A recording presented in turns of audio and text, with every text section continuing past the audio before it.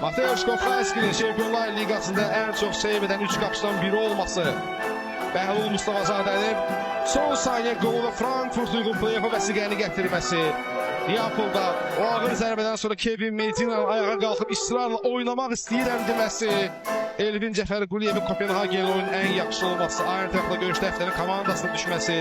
Marko Yankovic'in daşdan keçən ötürmələri, 4-5 gol, 2 asistlə Camilo Duran'ın Qarabağın qıratına çevrilməsi, görünməyən qəhrəman Pedro Vicalio'nun Benfica ilə görüşdə MVP olması, öz mövqeyində qayış kimi olan Mateus Silva'nın həm də 1 gol və 1 asisti,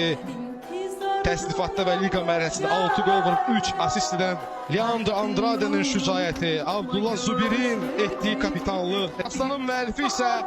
qar suyunu qaymağa çevirən seyirbaz böyük Azərbaycanlı Qurban Qurbanov oldu. Məşqçilər heyətinə, futbolçuların hər birinə, klub rəhbərliyindən sıravı işçilərə kimi hər kəsə, bu odlu alovlu, daşlı kəsəri yolda komandanın yanında olan, ekran başını dəstəkləyən hər bir azadkeşə sonsuz təşəkkürlər.